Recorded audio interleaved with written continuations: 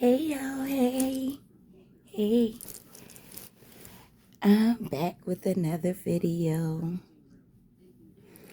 I want to share with y'all. I'm just waking up. It's like 5:30 in the morning.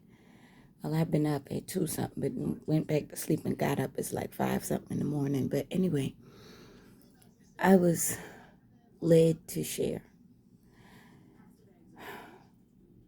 I'm a Cancer, y'all, and I love being in my little hermit crab shell, okay? I love people. I love to get out and have fun, but I love my solitude, okay? And I love to be alone in my little sanctuary, you know? I do. Um, I'm led to speak on She's Crazy. For a long time, a very long time, even as a preteen, I can remember,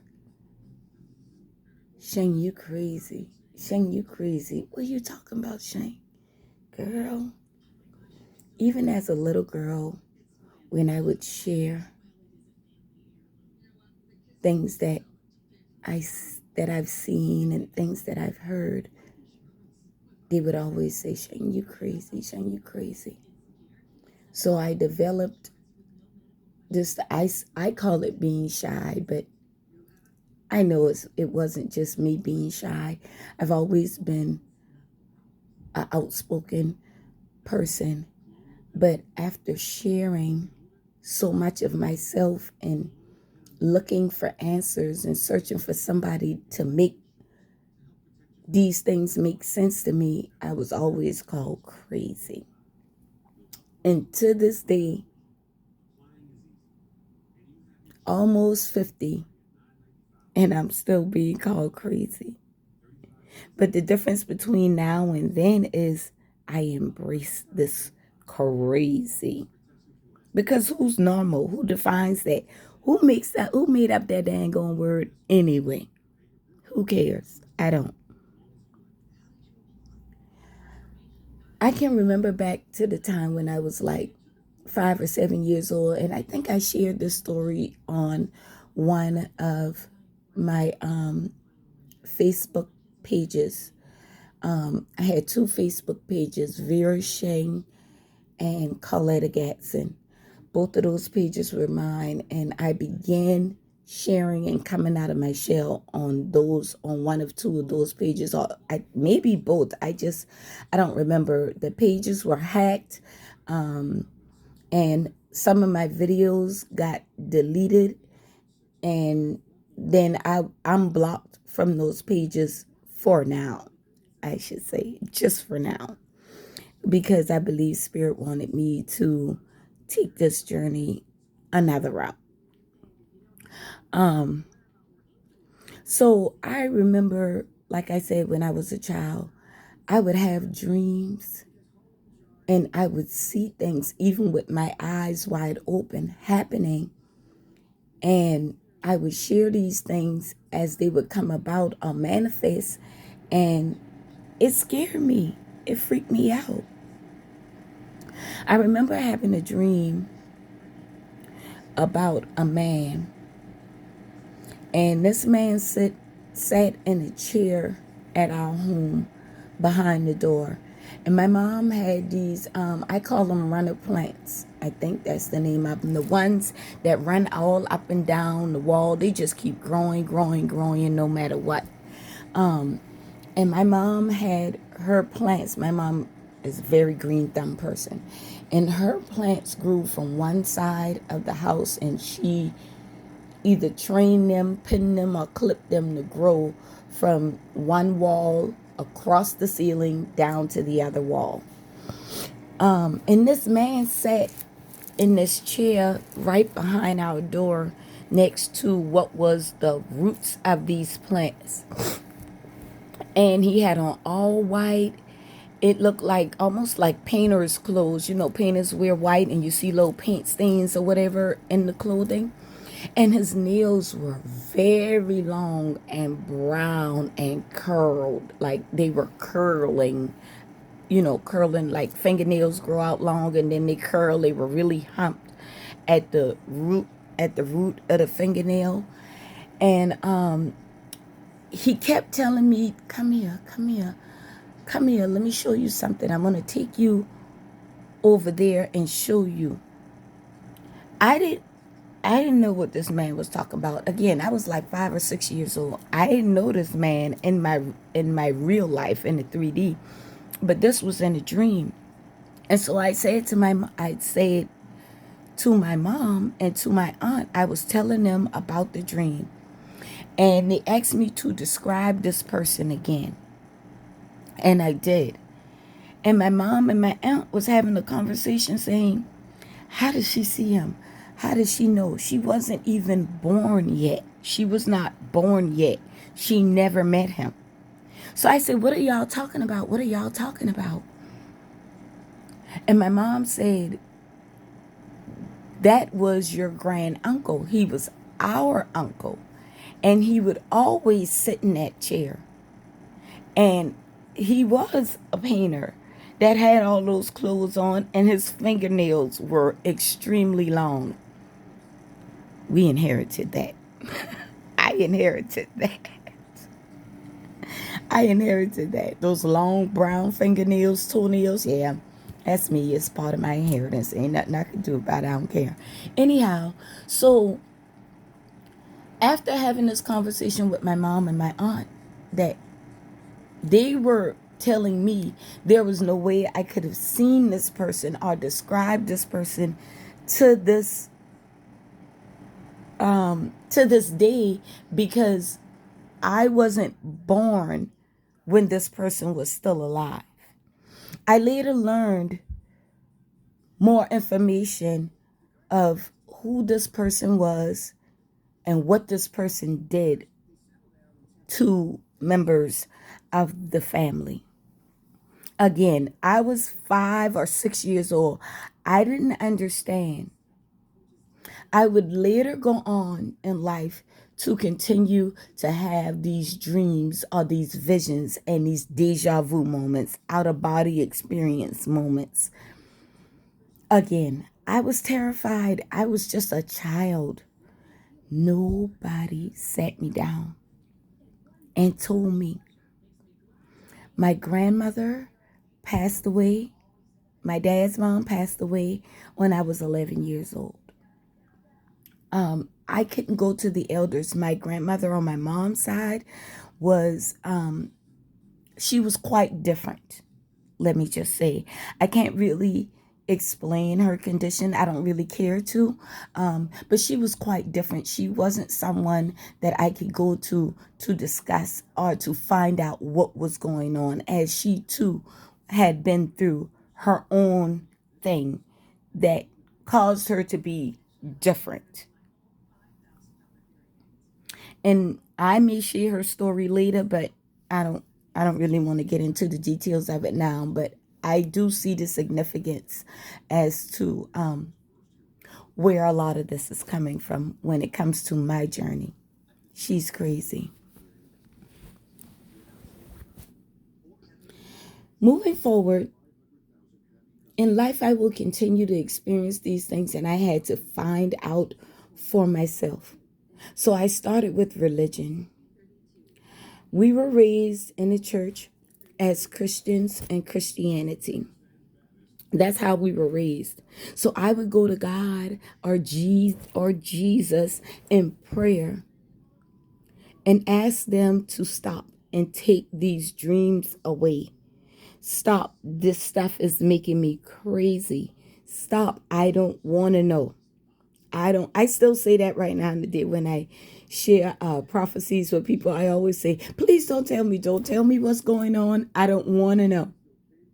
Sometimes it's best you don't know. So, yeah. So I just stopped telling people. I stopped sharing what I was dreaming. I stopped sharing these deja vu moments and these out of body experience and these visions. Back in 1999, I was diagnosed with cervical cancer. And the doctor said that I would not have any more kids, and that if they didn't remove, do a hysterectomy, that the cancer would continue to grow and damage my body.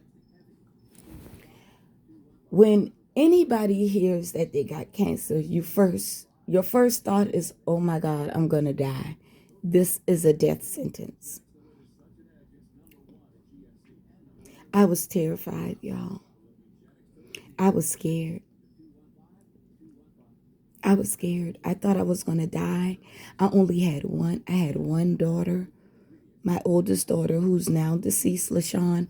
And how could I go, God, like, this can't be true. This can't be real, God. I'm talking to God and I'm crying out to God, like, there's got to be a way for me to heal. There's got to be a way for me to beat this, because I want more kids and I want to be married. And I want to have 10 children, and I want to, this, that, and the third. Mind you, I had went through 2 years prior to this of miscarriages. I had 6 miscarriages and 1 molar pregnancy before being diagnosed with cervical cancer. I prayed and I cried and I prayed and I cried and I prayed and I cried for like the first week after finding out.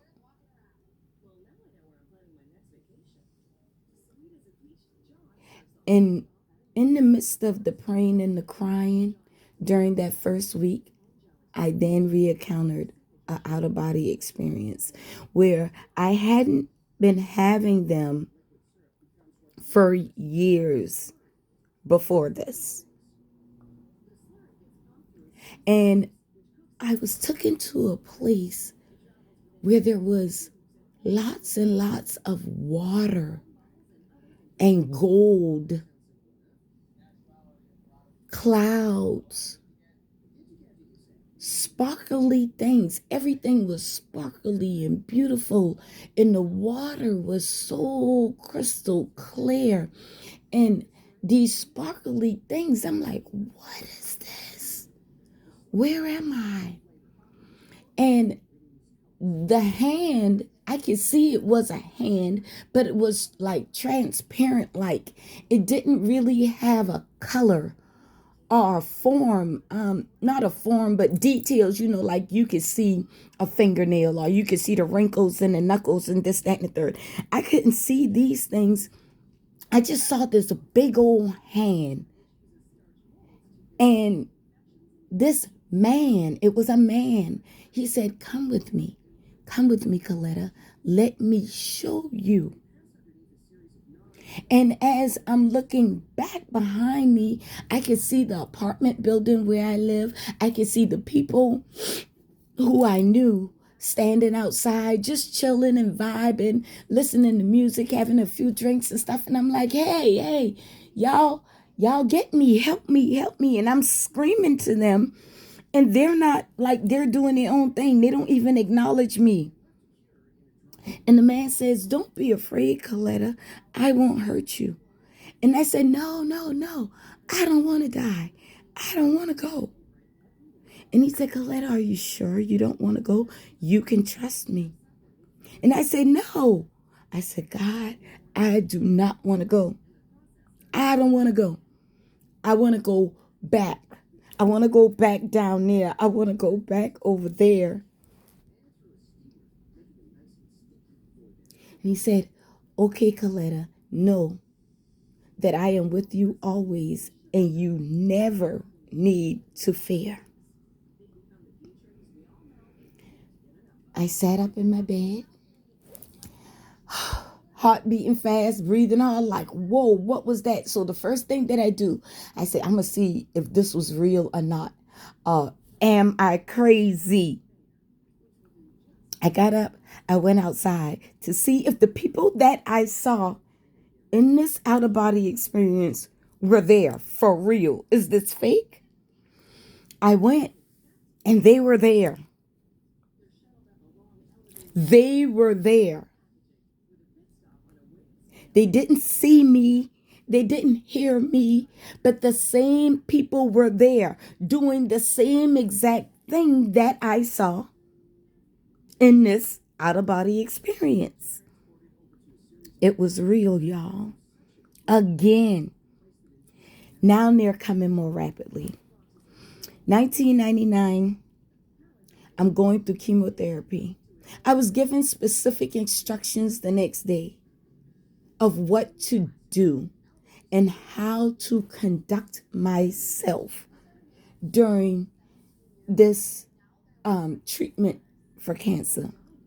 I was instructed specifically to deny any surgery, to deny any cutting,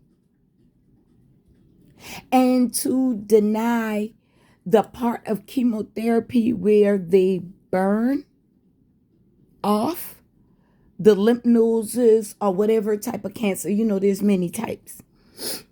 And I was instructed to deny these things, but to accept medicational treatment. I did.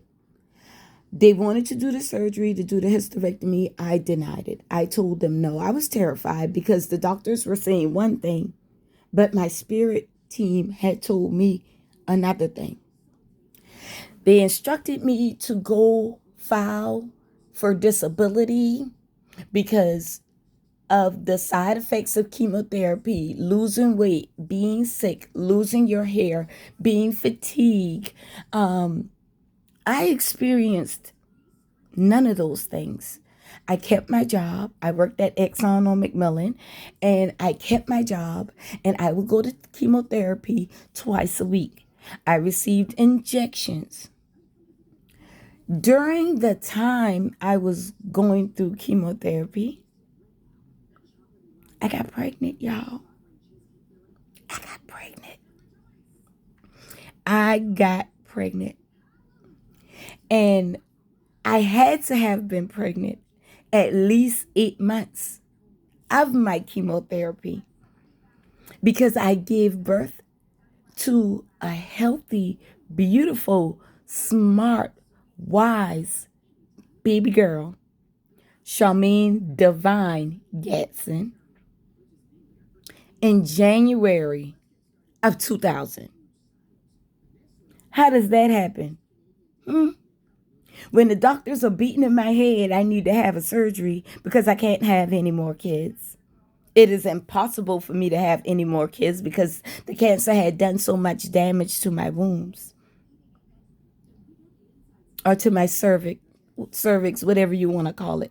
And I remember reading the story of the barren woman in the Bible, and I can't remember the details of it all, but I remember crying out to my spirit team that I do not want to be a barren woman. Even though I had a child, I still wasn't married yet. I wanted more kids.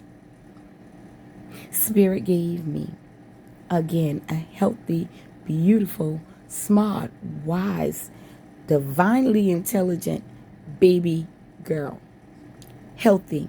We were kept in a hospital for 4 days afterwards as they would run tests on me and my child to find out how could this happen and to see if my child had any cancer or any mental problems due to chemotherapy while being under chemotherapy while I was carrying her.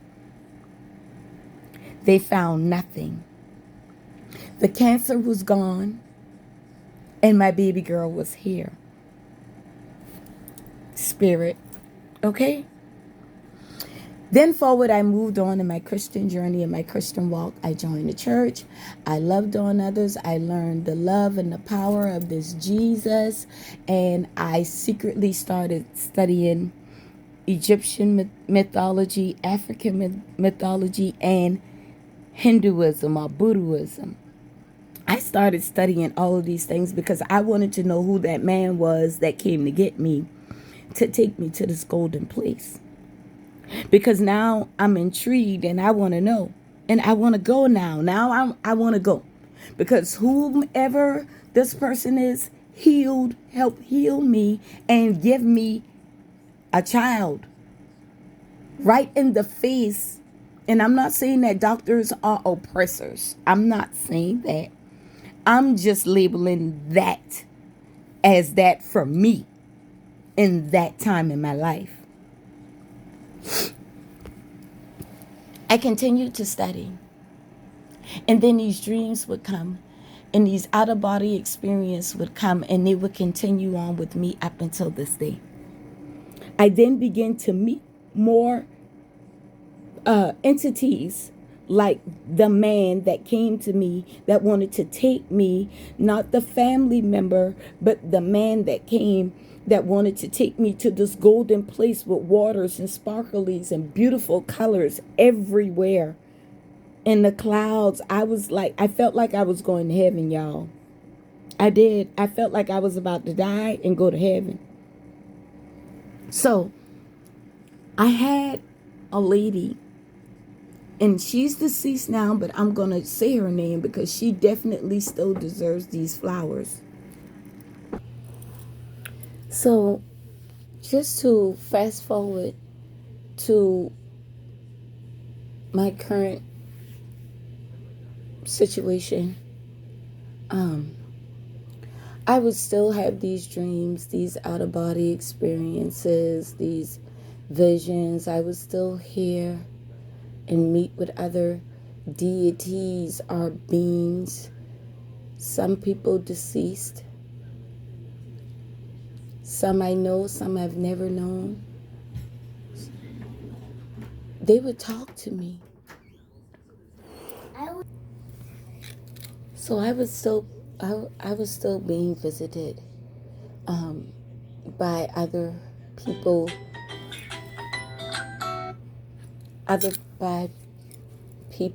deities, things of the spirit realm. But I would keep those things to myself, again, because I was quote unquote shy about telling people that these things were happening to me and that I was seeing these things, because when I tried to explain myself before, I was considered crazy.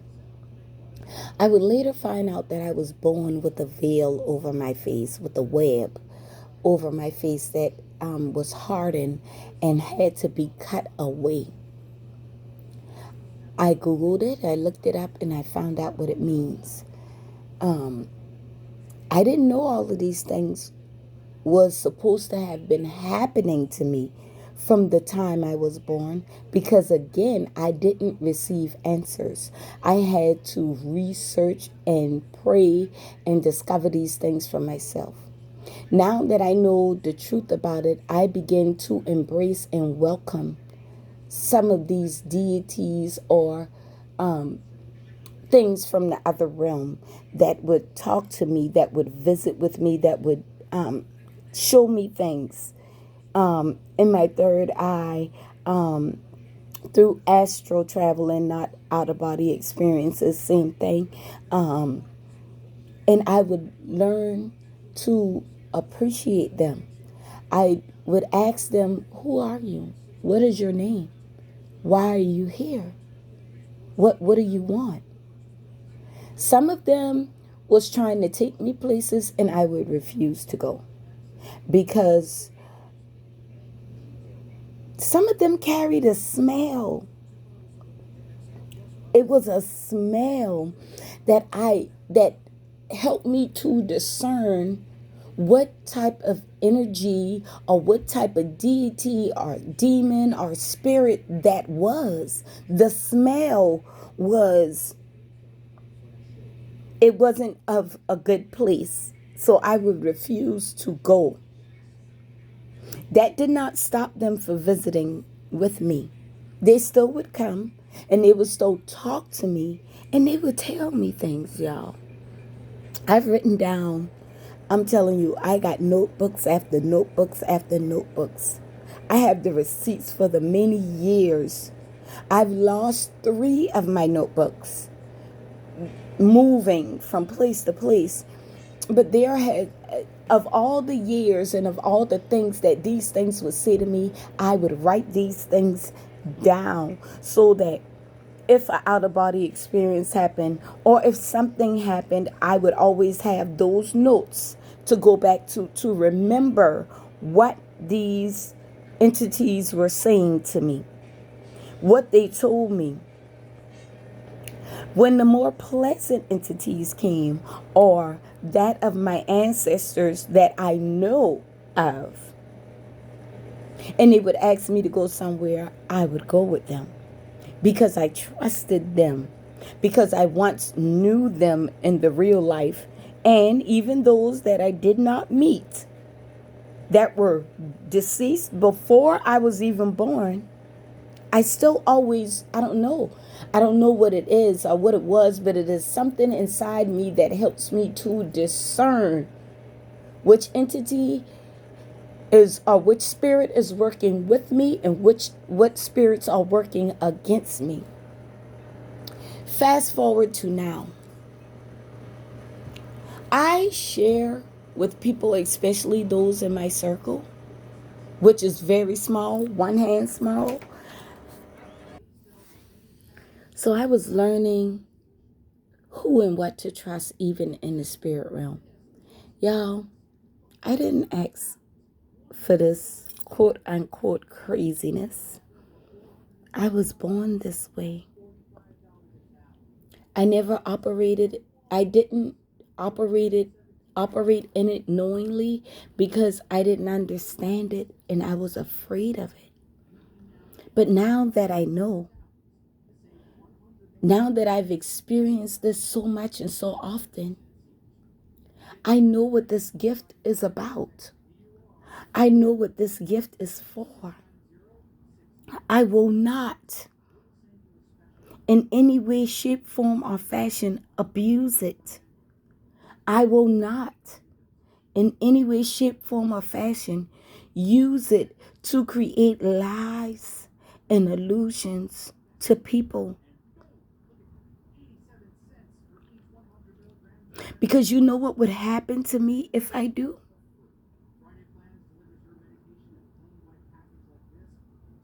I know what will happen to me if I do.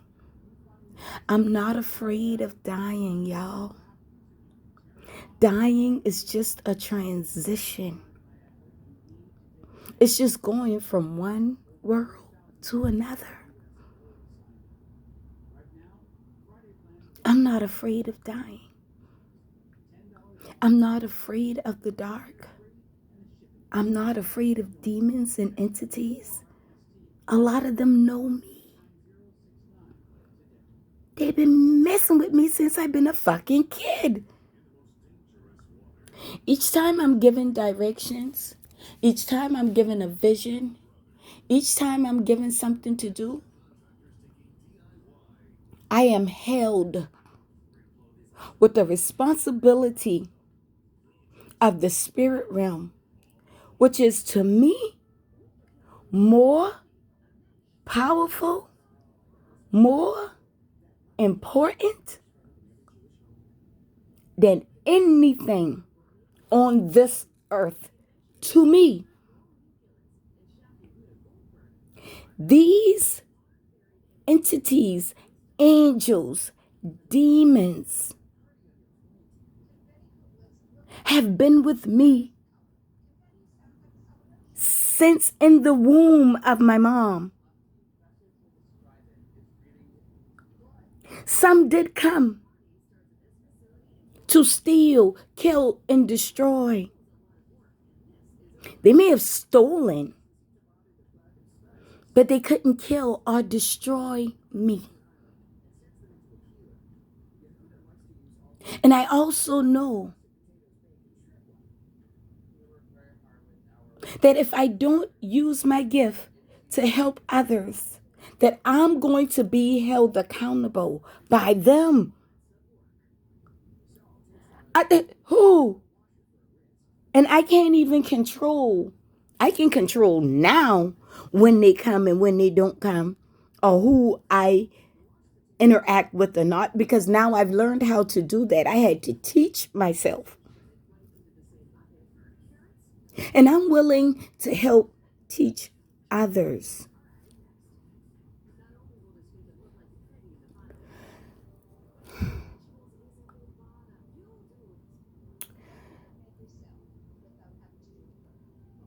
More recently, last year, I was going through a breakup after having been in a relationship with this person for 5 years off and on.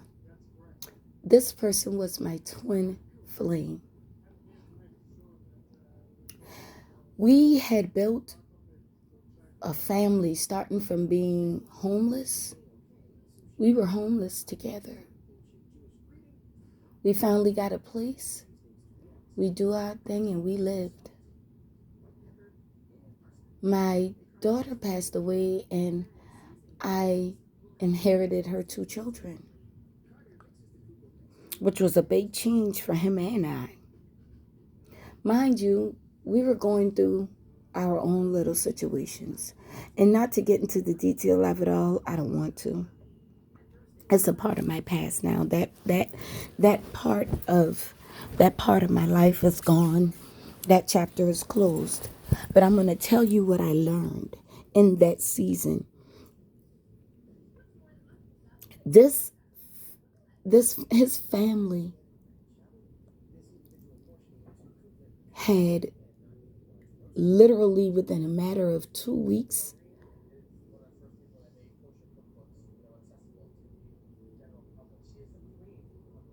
discarded me wholeheartedly. I didn't even know that they discarded me. I was unaware. Mind you, he got a big family. A big family. My family is very small, but he has a big family.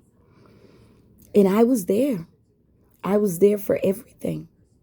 Every engagement, every prayer needed. Some family members I prayed with diligently for healings, for helps and whatever, because we all needed it. You know what I'm saying? And I considered them family. I considered them a part of me, a part of my journey. I thought they were a part of my soul tribe. What they didn't know is that I would go to Spirit and I would petition them that healed me to heal them. I would petition them to make a way out of no way for them, just as they have and always has for me. I saw one of these family members out in public, and I was so happy to see this particular person because I hadn't seen her in a while, but over the course of our relationship, we had developed a bond. I thought it was a bond. And as I was approaching her, she looked at me and she was like, she shooed me away like a fly and turned her back and walked away from me. Of all the things that was going on, I had a dream about this, but I did not accept it. I said, this is for somebody else. This ain't for me. They doing this to somebody else. They ain't doing this to me because I love them. They love me. They call me. They invite me out. We do things together all the time for 5 years. We pray together. Dr. Miles Monroe was our favorite person to watch whenever we would watch TV and spend time together. You couldn't tell me that these people were not of the Most High. You couldn't tell me that these people didn't genuinely love and care and want to support me. In a matter of 2 weeks, I became the villain. I now know. I didn't know in the brief moment. Like I said, I had the dream, but I discarded the dream because I just did not want to accept that.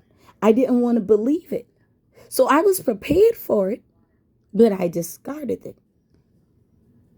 I will never discard another vision, dream, or anything.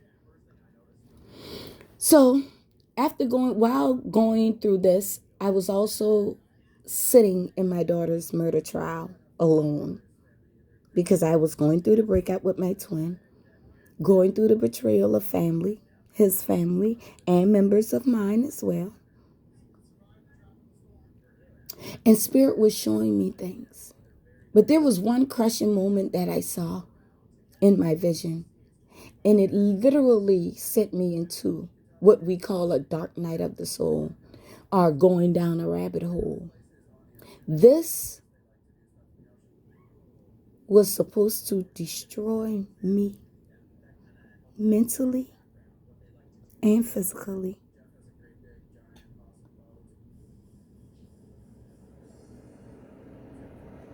Y'all, I had the dream that my ex was with one of his exes, somebody who he cheated on me with. And they were sitting to the table amongst other people. When I walked in the door, I couldn't see the other people as their backs were turned to me. I couldn't see their faces. But I could tell that the majority of them were women. I could tell by the hair. I could tell by the earrings. I could tell by the nails. Some of them wore nails. And the clothing. I could tell that they were females. But the two faces that I was clear about what I saw was my ex and his now or his then. And they were all sitting at this table, and and I know I've shared this story with some of the family members because I wanted them to know the truth. I wanted them to know, even though I saw their betrayal towards me, I still wanted to help them. I still wanted to protect them. I don't know why I'm that way. I'm just like that. That's just me. I'm genuinely like that. Because even if you did things to hurt me, the pain can only last for a little while. It will not last for forever. It's always temporary. And if they showed me this, then it is true. It is as real as I am touching my face today. I will never deny them. I will never ask for it to be taken away. I will never do it again in my life. Never, ever. You can bet your bottom dollar on that. In every lifetime, I will trust. I will honor them above all else. Okay? So I would share with them this dream. And in the dream, I saw them sitting to the table. My name was on a piece of paper with a black marker. There was a black marker, a black candle, a jar. I'm not sure if the jar was clear or if it had water in it. They were talking, but I could not hear. I could only see. I was not allowed to hear, but I could see. So I got up and I called my ex. And I told him about this dream. And he said, Shane, you crazy. I told my family to stay away from you because you are crazy.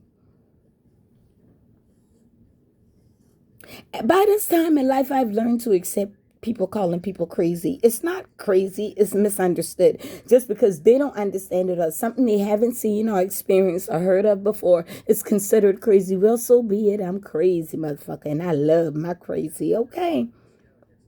I embrace my crazy. So I learned that there was witchcraft being done. And then I would further see things as this situation was moving along, unfolding, coming together, whatever. I continue to see. And then I started to hear. I wasn't just seeing it anymore, I was hearing it. Then they showed up. I was trying to take pictures of it, and this was like 4, maybe 5 months ago. I was trying to take pictures of the entity that was in my TV. And I was telling my friend, and I said, if you come over today, I'm going to show you. But she didn't come over. So I'm like, okay, I'm going to take a picture. So I was trying to take a picture with my cell phone, but I could take a picture of the TV, but the entity didn't show up in the pictures. It was only just the TV.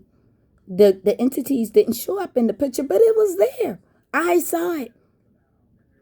Now I understand some things are only for me to see. Some things are only for me to hear. Everything is not for me to share. Ooh, that rhyme. Go, y'all. Okay. Everything was not meant for me to share.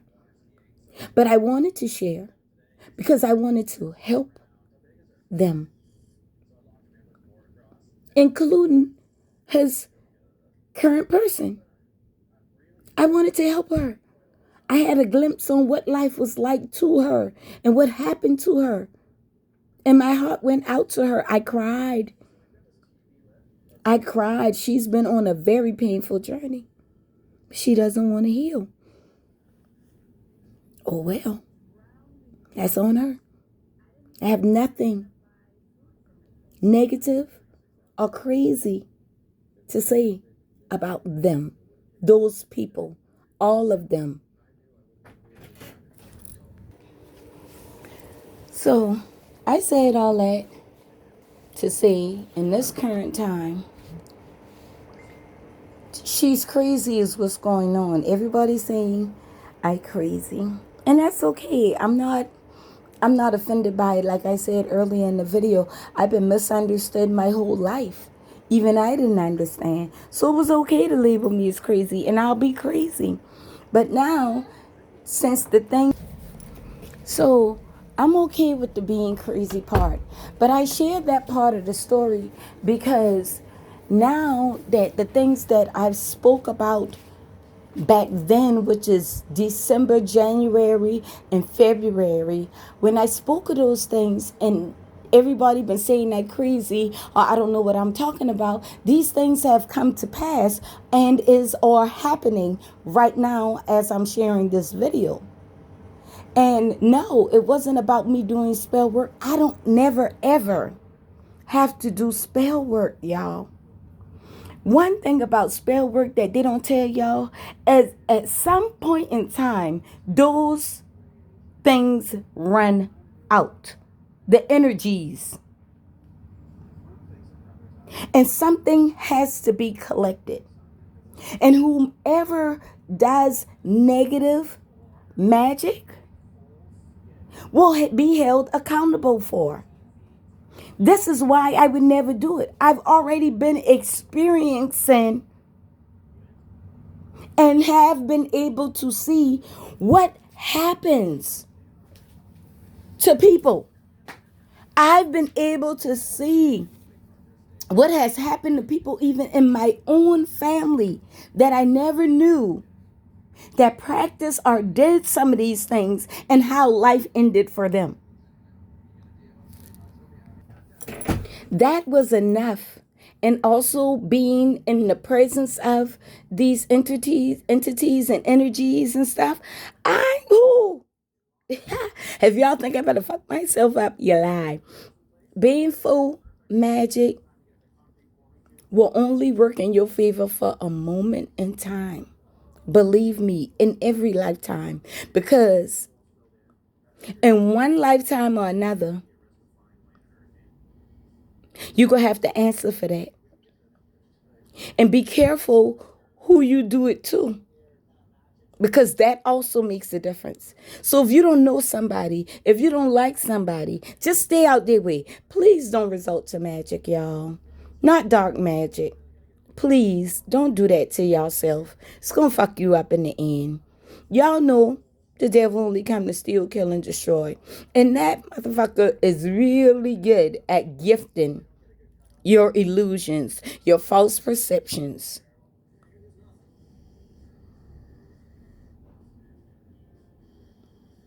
I haven't worked in 3 years, but I asked the universe for every single thing that I want, and I get it. I want to teach y'all. I want to show y'all how I did this. It's not easy. It's not going to happen overnight. And maybe things may not work for you exactly the way that they work for me because I'm crazy and maybe you're not. And that's okay. I'm okay with my crazy. You should be okay with not being crazy. Or if you was crazy, hey, crazies. I love y'all, crazy or not. But it is time now. And I just want to end this with this. Last week, I had another experience to the astral realm. And I was in the grocery store and I was coming out of the grocery store and I saw a lady that I knew from years ago. I hadn't seen her in a very long time. And she said, "Oh, Shane, girl, where you been at? I've been looking for you. It's been so long, girl. We've been waiting for you for a long time." I said, "Who waiting on me?" I said, "Y'all head back. Y'all just want somebody to giggle, giggle, giggle." She said, "Come here, come here, come with me, come with me. I'm going to show you something." So we left the grocery store and somehow we ended up in this apartment building. I don't know if we drive, we walk, I don't even know. We ended up in this apartment building and she pushed the button to the elevator and she said, ooh, they could be so happy. They could be so happy. And I'm like, who? She said, you go see, I got a surprise for you. I got a surprise for you. And she pushed the button, the elevator came and we got on this elevator, which seemed like forever. I almost felt like I was in New York visiting one of my aunts who live on the 20-something floor. Anyhow, we got to this, got off the elevator, and there were these two huge wooden French doors with, the handles were bigger than my hand. And she opened the door.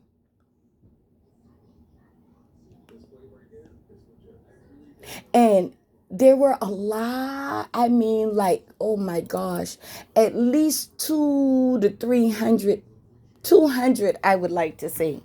Oh, they say 177 is what they said just now.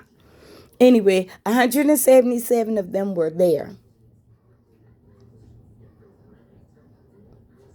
And the lady that brought me there, I could see them from a distance and I could tell that they were older people because of the grays of the hair and the grays of the beard and the little wrinkles and mole, little black moles or whatever. And they were all sitting around this huge wooden table. And so the lady who brought me there, she spoke to somebody else and that person spoke to the rest of the people, and I'm still standing at the door and I'm like, what's going on? What are you doing? Who are these people? And she said, just wait a minute, Shane, just wait a minute. And then all of a sudden the people stood up at the table. I call them elders because that's what they look like to me. Elders, older, ancient beings, people, things. And although most of the time I don't get the details, especially when it's a group of people, I don't get to capture the details of the people that I don't know or the people that maybe I'm not supposed to know, I guess. I don't know. And they all stood up at the table in unison.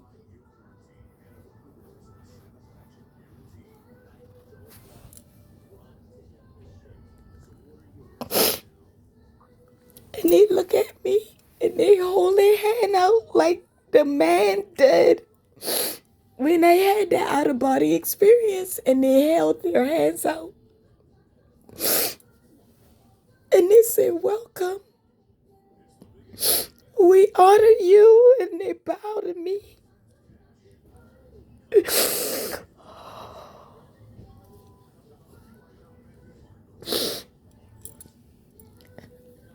And I started shaking and crying. And they said, what's going on? What's going on? I said, what happened? I said, who are these people? What did I do? What did I do?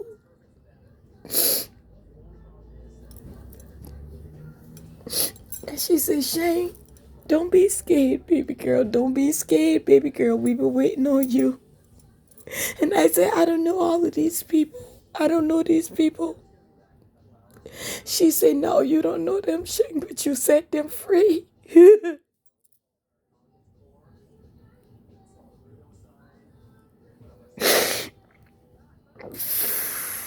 I'm sorry, y'all. It was such I don't know, a humbling experience. And she said, you set all of us free. We honor you. We love you.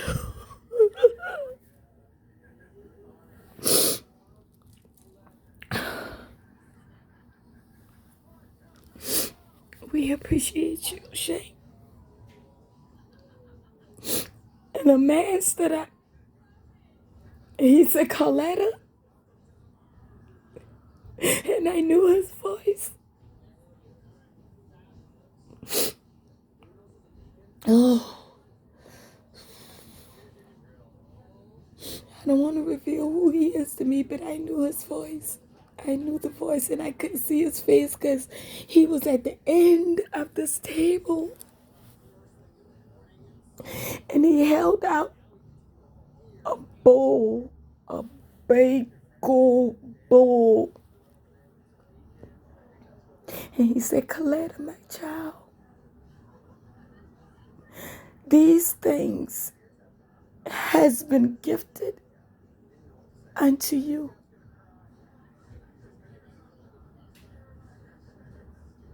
We have all been praying and waiting, knowing that you were going to be the one to save us. And I called them by name and I said, I don't know these people. And what did I do? What did I do? What did I do? And he said, come receive. And as I was walking closer to him, because I know him and I trust him and he loves me. He loves me real bad, y'all. And as I was walking closer to the end of the table where he was, I woke up. I woke up. Y'all, trust me, even if you never believed, and I don't care what religion you practice, you must know that the universe is alive. It's real. You must know that spirit never dies. Spirit is immortal. That's why they say you can't see it. Spirit never dies. These ancient souls were there to honor me, and I didn't even know what I did. But I receive it. I am open and ready to receive. And I am open and ready and willing to help y'all on this journey so that we can live a life of peace and an abundance. And that we can help set our ancestors and our loved ones and even others free. Because their spirit never left us. And they want to be a part of our everyday lives. And they want to protect us and help us. But we haven't allowed them. Even me in the beginning, like I said, it took me going through some life-threatening situations for me to cry out to them and to wait and to learn to trust and discern and allow them to lead me and guide me. I hear them saying now, your obedience was the sacrifice. Your obedience was the sacrifice, Coletta.